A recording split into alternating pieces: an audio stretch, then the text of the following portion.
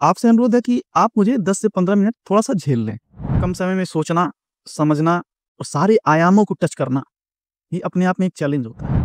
अब आप देखेंगे आपका जब इंटरव्यू कॉल आता है, तो आपके सामने क्वेश्चन रेज़ की जाती हैं। आप उस पेन को खोलते हैं, खोल के देखते हैं कि क्या-क्या चीज़ें इसमें निहित हैं, जो हमको देखनी है। अब आप देखेंगे, कि यह पेन मैंने खोल लिया। इस विश्लेषण पावर को आपने समझ लिया, तो वो सिविल सर्विस की तैयारी वो लगभग 50% आपने खत्म कर दिया। हेलो फ्रेंड्स, आज इस वीडियो के माध्यम से हम देखने का प्रयास करेंगे कि विश्लेषण पावर क्या होता है,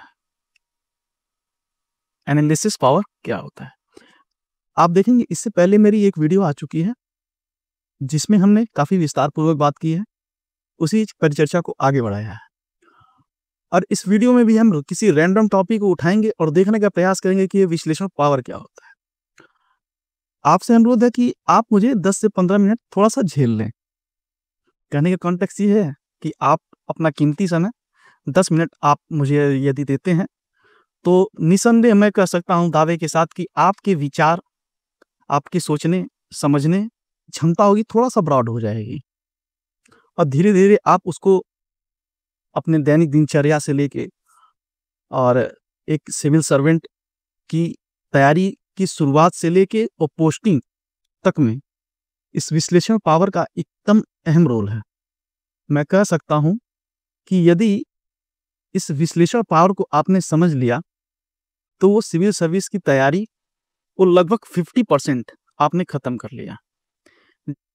मैं इसको इसलिए कहना चाहता हूँ कि यदि मान लें आप आंसर राइटिंग प्रैक्टिस कर रहे हैं, तो आप कितनी आंसर राइटिंग को याद रखेंगे अपनी मेमोरी को, यानी किसी क्वेश्चन को आप कितना याद रखेंगे, प्रत्येक उसके पॉइंटों को कब तक याद रखेंगे। इसी प्रकार से आप देखेंगे कि एस्से का पेपर होता है, उसमें 1200 शब्द लिखने होते हैं और वहीं अगर स्टेट पीसीएस की बात की जाए तो भी 700 वर्ड होते हैं। अब इतना आपको कम समय में सोचना, समझना और सारे आयामों को टच करना, ये अपने आप में एक चैलेंज होता है। अब ऐसा तो है नहीं उसको याद कर लेंगे और याद करके 100 अक्षर वहाँ लिख के चले आएँगे, ठीक है? अब इसी प्रकार से देखेंगे तो आपके जीएस के चारों पेपर और जो चौथे पेपर में केस स्टडी आता है, उसके लिए भी इम्पोर्टेंट है विश्लेषण पावर। अब आप देखेंगे आपका जब इंटरव्यू कॉल आता है, तो आपके सामने क्वेश्चन रेज़ की जाती हैं। अब उस क्वेश्चन के आंसर के लिए आप में एक सहजता, विश्लेषण पावर इत्यादि की अति आवश्यकता होती है।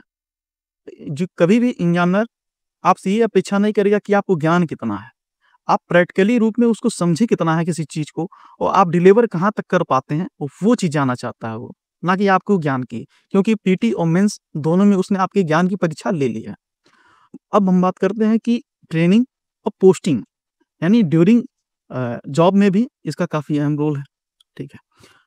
अब एक लेमैन के लिए भी विश्लेषण पावर अति आवश्यक है। यदि एक आप जिम्मेदार नागरिक हैं और समाज के प्रति आपका एक निसंदेह एक कर्तव्य है। अब जो भी आप एक्शन लेते हैं उसका समाज पे क्या इम्पैक्ट होता है, अब ये चीज़ कैसे समझेंगे? यदि मान लें आप किसी चीज़ को करते हैं, मान लीजिए आप सड़क पे प्लास्टिक फेंकते हैं, ठीक है? अब उसका इम्पैक्ट आप देखेंगे कि क्या इम्पैक्ट सोसाइटी में पड़ेगा, ठीक है? तो ये जब चीज़ों को आप समझ लेंगे अच्छी तरीके से, तो आप इसको क्या अच्छा है, क्या बुरा है, इससे बचेंगे आप। जो अच्छी चीज़ें हैं, जो सकारात्मक चीज़ें हैं, उसका आप विकास करेंगे, समाज में और सोसाइटी में फैलाएँगे और जो नकारात्मक चीज़ें होंगी, उससे आप बचने का प्रयास करेंगे। तो आज हम उन्हीं टॉपिक को देखने का प्रयास करेंगे मित्रों और आपसे अनुरोध है कि अपना ये कीमती समय हमें 10 से 15 मिनट दें और निसंदेह मैं आपके विचार को थोड़ा-सा ब्रॉड करने की कोशिश करूँगा। तो हम आज एक रैंडम टॉपिक उठाते हैं, तो सोचते हैं कि रैंडम टॉपिक कौन-सी उठाया जाए? शायद मेरा पिछला लेक्चर जो था वो था मैंने सड़क को शायद डिसाइड किया था। तो अच्छा चलें, हम आम जनजीवन से संबंधित हैं, हम तैयारी भी करते हैं सिविल सर्विस की, उसमें आंसर राइटिंग की बड़ी भूमिका होती है। अब आंसर करने के लिए आपको एक पेन की आवश्यकता होती है, ठीक है? तो हम उसी पेन को ही आधार मानते हैं आज। आज इस वीडियो में हम पेन को ही आधार मान के उसको एनालिसिस करने का प्रयास करेंगे, किस प्रकार से उसको देखा जा सकता है पेन को। तो हम यहाँ एक पेन उठाते हैं, अब देखिए हमारे सामने एक पेन है, ठीक? अब यह पेन आपके हाथ में है, फ्रेंड्स आप ध्यान से देखेंगे इस, अब आपने इसे कहीं से परचेज किया होगा, किसी शॉप से परचेज किया होगा, आपने शॉप से परचेज किया, अब शॉप वाले ने कहीं और से डिस्ट्रीब्यूटर पॉइंट हुआ या होलसेल वाला होगा, वहां से परचेज किया। अब होलसेल वाला कहीं मेन हब से लाया होगा उसको। अब देखेंगे आप जो मेन हब है वो क्या है, एक फैक्ट्री से, जो असेंबल फैक्ट्री होगी वहां से उसने उस माल को उठाया। अब ये असेंबलिंग की जो मैंने बात की है आपसे, तो आप देखेंगे किस कॉन्टेक्स्ट में असेंबलिंग की बात की है। हम इस पेन को खोलते हैं, खोल के देखते हैं कि क्या क्या चीजें इसमें निहित हैं जो हमको देखनी है। अब आप देखेंगे कि यह पेन मैंने खोल लिया, अब ये आपके सामने एक प्लास्टिक है, अब यह एक भी प्लास्टिक है और प्लास्टिक के अंदर इंक भरा हुआ है। आप ध्यान से देखेंगे तो इसमें इंक भरा हुआ है। अब इंक के ऊपर एक स्टील का, ठीक है, निब है, ठीक, जिसके माध्यम से हम अपने कॉपी पे लिखते हैं। अब यह अभी देखेंगे एक आयरन से बना स्टील का बना हुआ है। अब यह एक प्लास्टिक का कवर है। अब कभी कभी पेनों में आप देखेंगे एक स्प्रिंग भी होता है लोहे का, और एक स्पे क्लिप जो होती है वो भी लोहे का होता है। हमने क्या क्या देखा है इसमें, एक प्लास्टिक देखा, एक लोहे का आइटम देखा, एक इंक का आइटम देखा, ठीक है फ्रेंड्स। ये 3 आइटम को मिला के इस पेन को असेंबलिंग की गई है, कहाँ, उस फैक्ट्री में। अब उस फैक्ट्री से प्लास्टिक किसी और प्लास्टिक फैक्ट्री से आया होगा, और ये लोहे का आइटम जो भी है, स्प्रिंग है, निब है और क्लिप है, ये सारे क्या होंगे, लोहे की फैक्ट्री से आए होंगे, वहां से इसको बन के काफी अच्छे तरीके से आया होगा। अब इसके अंदर आप इंक देखेंगे जो वो केमिकल फैक्ट्री से आया होगा। यानी 3 प्रकार के चीजें को मिला के इसको एक कलम का रूप दिया गया, जो आपके हाथों से आपकी आंसर राइटिंग करवाता है। तो फ्रेंड्स आपने देखा 3 फैक्ट्री, कौन कौन सी factory, plastic factory, ink factory और स्टील फैक्ट्री, और प्लस चौथा असेंबलिंग। और 5वां अगर आप देखेंगे तो उस असेंबलिंग से लेके आपके हाथ तक पहुंचने में लॉजिस्टिक सेक्टर जो है वो है। इसमें ट्रक का भी यूज किया होगा, छोटी गाड़ियों का यूज किया होगा, 2 व्हीलरों का भी यूज किया गया होगा, और मेन मेन स्थान पे रुकना, स्टोरेज बनाना, ये सारी चीजें भी इसमें नहीं। तो अब हम इन सारी चीजों को प्रत्येक सेगमेंट से, यानी प्रत्येक सब्जेक्ट, वो इकोनॉमी का हो गया या पॉलिटी हो गई या इकोलॉजी एनवायरनमेंट हो गया, इन सारे सब्जेक्टों को आपस में इंटरलिंक करते हैं और देखने का प्रयास करते हैं कि कैसे, किस प्रकार से ये सब्जेक्ट आपस में इंटरलिंक है केवल एक पेन के माध्यम से। अब हम अगर इकोनॉमी की बात करें तो आप देखेंगे कि वो स्टील की फैक्ट्री हो गई या केमिकल की फैक्ट्री हो गई या प्लास्टिक की फैक्ट्री हो गई। अब इसमें रोजगार, प्रत्यक्ष रोजगार हुआ होगा, लोग उसमें काम कर रहे होंगे, आप देखेंगे। अब देखेंगे कि आप इसमें अप्रत्यक्ष रोजगार भी है। अप्रत्यक्ष रोजगार कैसे है, किस प्रकार से है, तो अब ये निब है, लोहा है, ठीक है, तो लोहा के लिए कुछ रॉ मटेरियल होगा, जैसे कि कोयले का यूज भी किया जाएगा, कच्चे आयरन का भी यूज किया जाएगा इसमें, और भी सारी चीजें यूज की जाएगी। तो जो अप्रत्यक्ष रोजगार में वो भी माल कहीं से मंगाए होंगे फैक्ट्री में, ठीक है, तो आप देखेंगे जहाँ फैक्ट्री से माल मंगाए होंगे तो वहाँ अप्रत्यक्ष रोजगार जनरेट हुआ होगा। इसी प्रकार से आप देखेंगे कि प्लास्टिक फैक्ट्री में वहाँ का रॉ मटेरियल मंगाया गया होगा तो वहाँ से भी रोजगार जनरेट हुआ होगा, वहाँ रॉ मटेरियल। केमिकल में क्या है, केमिकल फैक्ट्री से जहाँ इंक बनी है वहाँ केमिकल फैक्ट्री से केमिकल मंगाया होगा, उसके लिए रॉ मटेरियल वो है। अब असेंबलिंग जहाँ होगा उसके लिए भी एक अप्रत्यक्ष रोजगार होगा उस क्षेत्र के लिए, ठीक फ्रेंड्स। तो अप्रत्यक्ष रोजगार यहाँ। अब लॉजिस्टिक्स, अब उस फैक्ट्री हब से जहाँ असेंबलिंग की गई है वहां से लेके आपके हाथ तक पहुंचने में भी जो लॉजिस्टिक सेक्टर है इसमें भी अप्रत्यक्ष रोजगार होगा। अब उस असेंबलिंग जहाँ की गई है पेन को, वहां से हब पे लाने के लिए ट्रकों का यूज किया होगा। अब ट्रक क्या है कि सड़क पे चलेंगे तो ढाबे वाले उनको रोजगार मिलेगा, पंचर वाले उनको रोजगार मिलेगा। इसी प्रकार से आप देखेंगे कि हब से लेके आपके दरवाजे तक, यानी आपके हाथ तक पहुंचने में जितने भी लॉजिस्टिक सेक्टर के आसपास के क्षेत्र दिखेंगे, ढाबा हुआ या कोई भी चीज, वो अप्रत्यक्ष रोजगार से उससे जुड़ा हुआ, किसे, एक पेन के माध्यम से। अब जिन फैक्ट्रियों में भी आप देखेंगे ठीक है। अब फैक्ट्रियों को सुविधा देने के लिए भी आपने देखा कच्चा माल के लिए प्रत्यक्ष रोजगार तो ठीक। अब सेकंड है कि इन फैक्ट्रियों में कुछ लोग वर्कर काम करेंगे। अब वर्कर काम करेंगे तो वहां पे उनके परिवारजन भी होंगे, कुछ बस्तियां भी बनेंगी। फैक्ट्रियों की सुविधा, जो लोग वहां रहेंगे उनके लिए क्या है, स्कूल है, विद्यालय है, विद्यालय और आप देखेंगे कि हॉस्पिटल्स हैं, ठीक, अन्य सेवा क्षेत्र भी हैं जो उनको सारी सेवाएं उपलब्ध कराएंगे। तो आप देखेंगे कि ये भी अप्रत्यक्ष रोजगार से उस चारों क्षेत्रों में जहां भी फैक्ट्री स्थापित होगी वहां पे ये इनका रोजगार विकसित होगा और ये रोजगार पाएंगे। मैंने प्रत्यक्ष रोजगार देखा, अप्रत्यक्ष रोजगार देखा।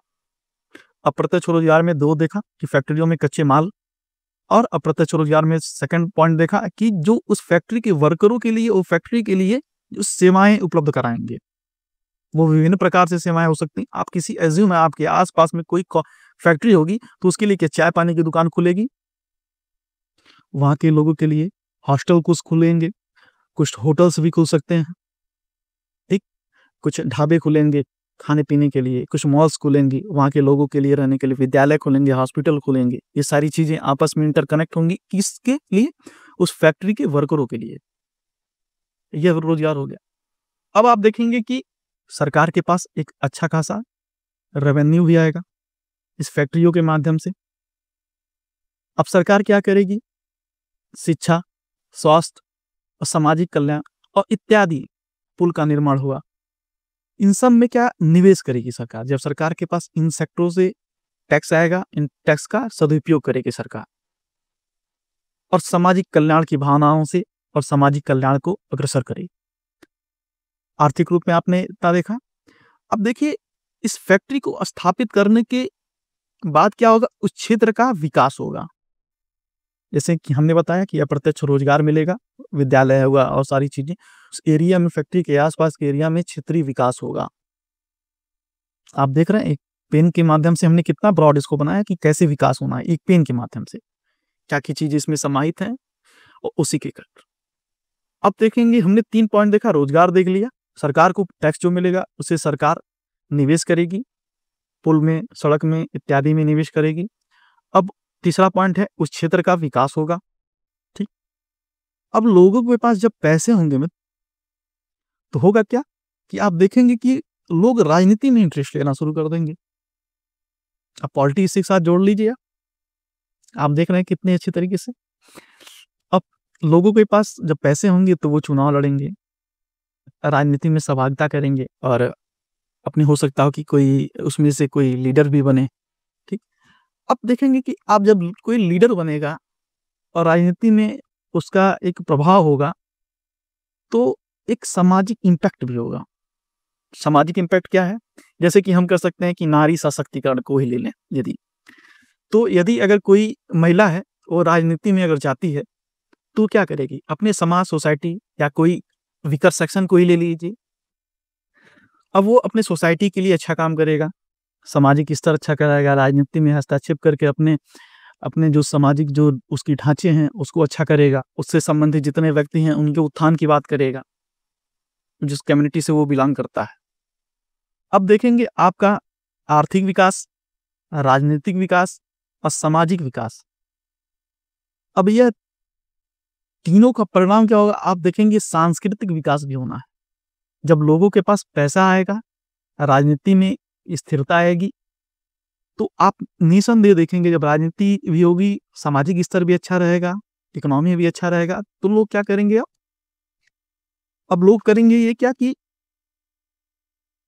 अच्छे अच्छे वस्तुकलाओं पे, चित्रकलाओं पे, मूर्तिकलाओं पे, रहन सहन, खान पान इत्यादि का विकास करेंगे। अब जब ये कोई अच्छे अच्छे भवन निर्माण होंगे, मूर्तिकला, चित्रकला इत्यादि पे निवेश होगा, तो पर्यटन देखिए भी इससे जुड़ेगा, पर्यटन का विकास होगा। वहाँ बिल्डिंग को देखने के लिए लोग आएंगे, कुछ अच्छे बागान भी बनेंगे। अब देखेंगे आपकी पर्यटन इससे सीधा सीधा जुड़ गया। अब जब हमने आर्थिक देख लिया, राजनीतिक देख लिया, सामाजिक देख लिया, सांस्कृतिक देख लिया और क्या देख लिया, पर्यटन देख लिया, अब इनका सामूहिक परिणाम क्या होगा, मनोवैज्ञानिक प्रभाव होगा। मानव विकास जब होगा तो लोगों में खुशहाली आएगी, ठीक है। अब ये चारों क्षेत्र अगर देख लिया जाए इस प्रकार से तो लॉ एंड ऑर्डर ये सारी चीजें भी अच्छी होंगी।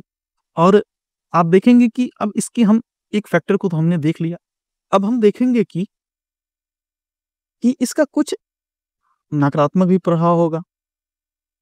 जैसा कि आप सभी भी जानते हैं इन सारी फैक्ट्रियों के द्वारा इनको स्थापित करने से लेके प्रोडक्शन तक में काफी चीजें होनी है।